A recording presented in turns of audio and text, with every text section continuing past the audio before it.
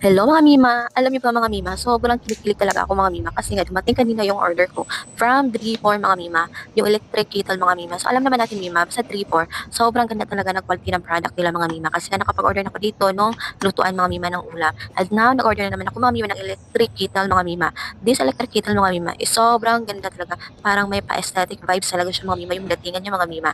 And ang color na available niya Mima ay white and green lang Mima. At alam niyo ba mga Mima, makakapag-init ito ng water na hanggang 2 liters mga Mima. Di ba mga Mima? So perfect talaga ito mga Mima. Gamitin natin kapag may mga okasyon sa bahay. Like may madami kayo mga bisita na dumadating. So as for me mga Mima, nag-order nga ako dito kasi nga yung fiesta sa amin is coming na. And alam naman natin mga Mima, yung mga relatives natin, mga auntie and uncle natin is kadalasan talaga sa atin na natulog kapag may mga fiestahan sa bayan talaga mga Mima. So ayun na nga mga Mima, nag-order ako nitong electric kettle by 3-4 kasi nga sa pagkakape mga Mima, alam naman natin talaga kapag tumatanda na Mima, yung mga matatanda